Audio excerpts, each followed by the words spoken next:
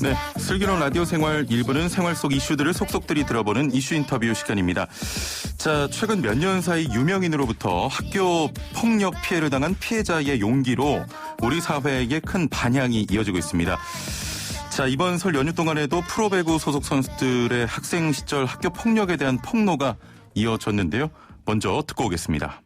팀에 불미스러운 일이 일어나게 돼서 팬 여러분들과 많은 분들께 진심으로 사과드립니다. 네, 여자 배구 흥국생명 이재영, 이다영 자매가 학교 폭력 가해자였다는 폭로에 흥국생명 박미희 감독이 사과를 하기도 했는데요.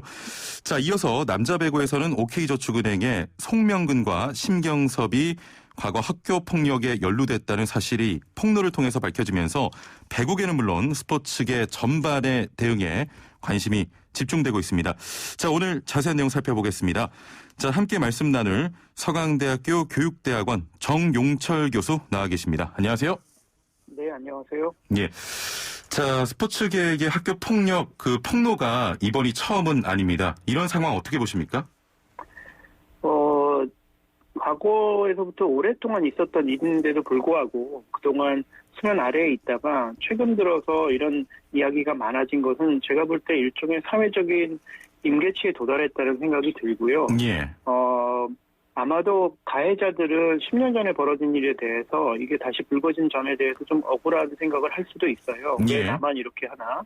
근데 사회가 많이 변했고 이번 일에서 볼 수 있듯이 피해자들의 목소리들이 이제 나오기 시작했고 우리 사회가 그 목소리를 듣기 시작했다 이렇게 보면 될 것 같습니다. 예. 자, 학교 폭력은 이전부터 계속 있어 왔던 문제인데. 네. 체육계에 좀 병폐라고 봐도 되겠습니까? 이게 조금 좀 들여다볼 문제인데요. 예.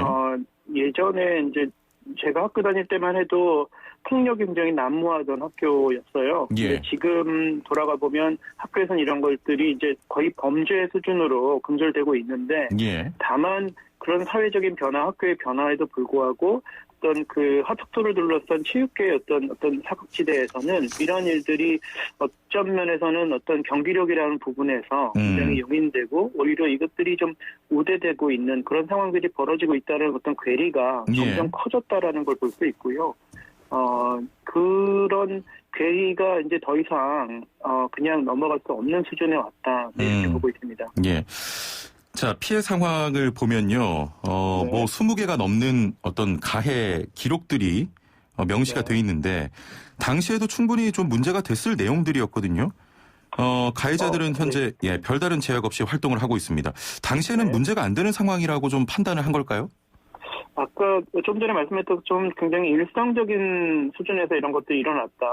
그리고 운동부 이외에도 다른 부분에도 굉장히 우리 사회에 만연되어 있던 폭행들이 있었고요. 예. 여기서 좀 지적하고 싶은 것은 이게 어떤 개인의 어떤 그런 일탈로 보는 것보다는 굉장히 그 구조적으로 그리고 이 동료 간에 벌어진 폭력은 이 동료 간에도 권력의 차이가 있었다는 건데요. 예. 일단은 운동부 내에서는 권력의 차이는 실력의 차이이고 잘하면 이걸 용서하는 어떤 문화들이 있었고 그런 상황에서 이번 케이스 같은 경우는 실력 위에도 어떤 그 친족의 영향력까지 있어서 어떤 그런 다른 영향까지 있어서 동료들 간에 엄청난 권력의 차이가 있었을 것이다. 이런 권력에 의해서 그냥 폭력이 일어나지 않거든요. 분명한 권력의 차이가 있을 때 벌어지는데 그런 권력의 차이를 훨씬 더 증폭시켰을 것이다. 이렇게 생각합니다. 조금 전에 그 친족의 영향이라고 하셨는데 이재영, 이다영 자매 어머니인 김경희 씨에 대한 폭로까지 좀 등장을 하고 있어요. 네. 이런 부분들까지 보면 학생이었던 선수들만의 문제는 좀 아니었다 이렇게 생각이 되는데 어떻게 보십니까? 네, 물론 이게 선수들 사이에 벌어지긴 했지만 그 어머니의 어떤 그 행실과 어떤 언행들이 지금 폭로가 되고 있는 상황에서 이 어머니 같은 경우는 우리나라 여자 배구에 굉장히 잘 알려진 인물이고 그리고 굉장히 우리 여자 배구 황금기에 활약했던 이런 선수이기 때문에 심지어 88올림픽 때는 지금 이제 박미 감독이 주장일 때 거기서 같이 뛰었던 선수였기 때문에 어떤 이런 관계들이 배구계의 어떤 권력 관계에 굉장히 근접해 있는 분이 친족이었다는 점이 이런 사건에서 어떤 권력의 구조를 들여다보는데 좀 고려해야 될 상황이라고 봅니다. 예.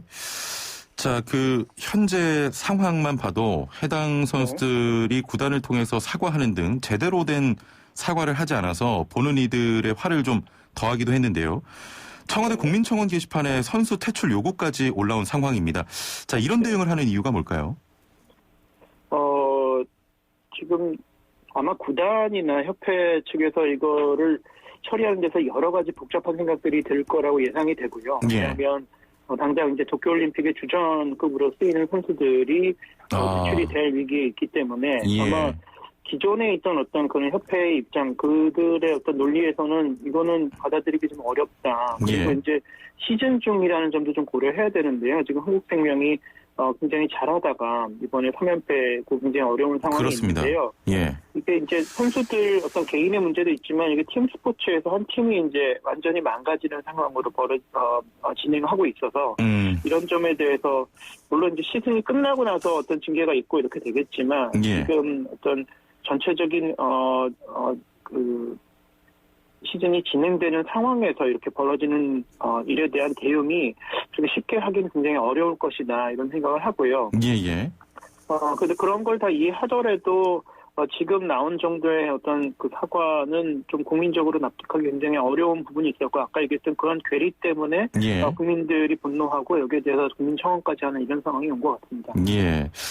일단은 또 구단 입장에서는 좀 마케팅적으로도 이 두 선수를 좀 많이 활용을 해봤잖아요. 그렇죠. 구단 입장에서 보면은 좀 뼈 아플 것 같습니다. 이제 구단 입장에서는 뼈 아플 뿐만 아니라 예.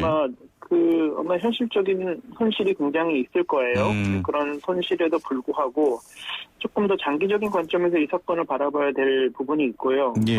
그냥 일개 선수들 하나를 징계하는 뿐만 아니라 어떤 배국의 어떤 문화 전체를 좀 다시 들여다보고 우리가 그동안 잘하는 선수들을 어떤 식으로 대우해왔고 그리고 그 선수들이 어떤 일을 하든지 간에 예. 그냥 쉬쉬하고 덮어왔다는 그런 문화들을 이번 기회에 조금 더 명명백백히 밝힐 필요가 있다. 예. 이렇게 보고 있습니다. 교수님, 오늘 오전에 네. 흥국생명에서 이 두 선수에 대한 징계를 결정을 했는데 네. 무기한 출전 정지 징계를 내렸습니다. 이 정도면 네. 굉장히 무거운 징계라고 봐도 될까요? 무겁죠. 무겁고 팀으로서는 굉장히 큰 손실이기도 하고 이 사안에 대해서 일종의 어떤 책임지는 모습을 하려는 제스처인데 예. 이것은 그냥 가해자가 이렇게 하겠다라는 데서 끝나는 게 아니라 일종의 어떤 피해자가 납득하던 수준에서 벌어져야 되는데 지금 현재 수준에서는 계속 피해자가 이거에 대한 억셉트를 안 하고 있는 상황이어서 예. 이런 부분에 대해서 조금 더 세심한 어떤 대처가 필요하다 이렇게 보고 있습니다. 예, 징계 자체는 굉장히 좀 중한 징계입니다만 피해자 입장에서 조금 더 생각을 하면 좋겠다 이런 말씀이었고요. 네. 이번에 폭로된 내용에서도 그렇고 스포츠계의 단체 생활이 이런 심각한 학폭의 또 원인으로 이야기되고 있는데 어떻게 보십니까? 이제 이게 하루 이틀 일어난 일도 아니고 예. 그리고 이제 재작년 작년에서 계속 이런 스포츠계에 안 좋은 일이 터질 때마다 계속 이제 잘하겠다 그리고 다시는 일이 없겠다 하는 일들이 계속 반복되고 있어서 이제 더 이상 이런 식으로 이제 반복을 막겠다라는 정도는 안 되고요. 예. 조금 더 근본적인 대책이 필요한데 이 근본적인 대책이라는 거는 어떤 개인을 잘라내는 수준이 아니라 전체적인 어떤 구조 변화를 가져와야 된다. 그러려면 우리나라 엘리트 스포츠의 어떤 양성 시스템에 대한 좀 아주 전향적인 변화가 필요하다. 이런 것들이 필요하고요. 예. 예를 들어서 이제 학교에 있는 운동부의 문제들, 운동부에서 벌어지는 지금 이제 많이 금지되고 있지만 여전히 있는 합숙소 문제들, 또 그 안에서 벌어지는 체벌들, 그다음에 정신력이 부족해서 경기에서 진다, 이런 식으로 학대하고 체벌을 가한 어떤 이런 지도자의 모습들, 그리고 이제 그럼에도 불구하고 일단 이기면 다 용서가 되는 어떤 이런 사회적인 문화 예. 이런 것들이 여전히 있고요. 작년에 벌어졌던 그 철인 3종 사건에서도 그 가해자가 아주 국가적으로 잘하는 예. 10년 동안 굉장히 잘하던 에이스 선수였다라는 데서 더 충격이 있는데 이것도 그렇습니다. 비슷한 어떤 권력 관계에 더 기인한다고 볼 수 있어요. 예. 이런 부분들 경기력에 대한 맹신들이 사라지지 않는 한 계속 진행이 될 것이다 이렇게 예상합니다. 예, 이게 사실 10년도 더 지난 문제 아니겠습니까? 네. 현재도 이런 일이 있겠죠? 이게 가장 중요한 부분인데요. 예. 지금 이 순간에도 이런 일들이 벌어질 수 있다. 그리고 제가 볼 때는 여전히 있을 것이다라는 예. 게 제 생각이고요.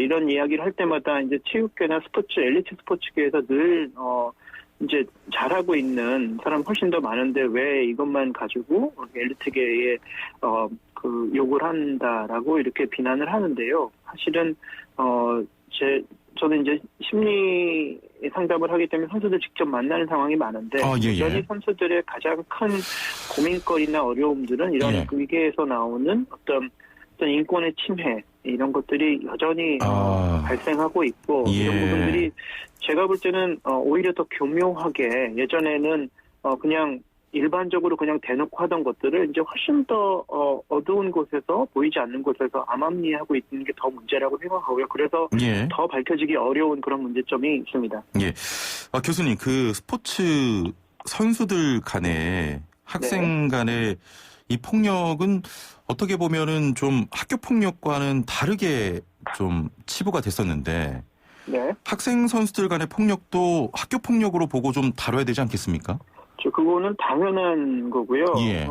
지금 학생들 간에 벌어지는 거, 이거 우리가 학생 선수를 어떻게 봐야 할 것인가, 학생 선수를 학생으로 볼 것인가, 선수로 볼 것인가에 대한 근본적인 고민을 해야 돼요. 그동안 우리는 학생 선수들을 선수로 봤다라고 볼 수 있다면 학생 선수도 당연히 학교 안에 소속된 선수 이전의 학생이다라는 것들을 기억한다면 당연히 학생 선수들 간의 폭력도 학교 폭력으로 봐야 되고 이런 수준에서 범죄 행위로 봐서 이걸 본전하지 않는 한 계속 예외를 두고 어떤 일종의 사각지대를 두고 이런 식으로 진행됐기 때문에 지금 현재와 같은 이런 불행한 사건이 벌어졌다고 봅니다.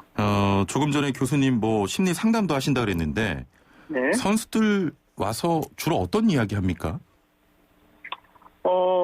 예전에는 지도자들한테 어떤 그런 부당을 대우받거나 체벌이나 어떤 폭력에 대한 얘기가 많았다고 한다면 최근에는 어떤 선수들 간의 어떤 문제들도 굉장히 많고요. 그리고 아마 국가인권위에서 했던 자료들을 보면 오히려 지도자보다는 선후배 간의 어떤 폭력이나 어떤 이런 문제들이 훨씬 더 많다라는 결과들이 나와 있어요. 그래서 이게 현재 진행형이라는 게 문제고 이걸 근절하기 위해서 굉장히 많은 노력과 구조적인 변화가 필요하다. 그게 핵심인 것 같습니다. 지난해 이런 문제를 좀 해결하기 위해서 스포츠 윤리센터가 세워졌습니다. 이후에 좀 눈에 보이는 변화가 있습니까?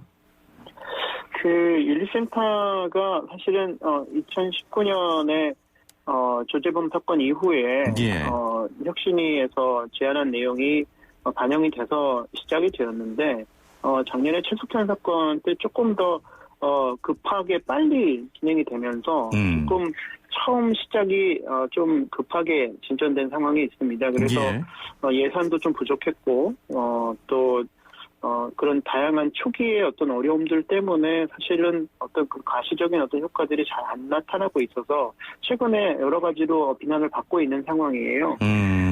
제 입장에서는 사실 다행히 올해 예산이 조금 올라갔고 굉장히 많이 올라갔고 그래서 조금 더 기대를 가지고 지켜봐야 될 것 같다라는 생각이 들고요.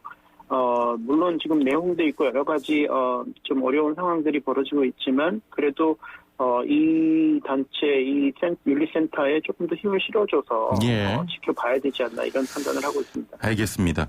자, 교수님께 마지막 좀 질문을 드려보겠습니다. 최근에 유명인들의 과거 학교폭력과 관련된 폭로가 좀 이어지면서 사회 전반적인 반향이 계속되고 있습니다. 스포츠계에서도 앞으로 계속 일어날 수 있는 상황인데요.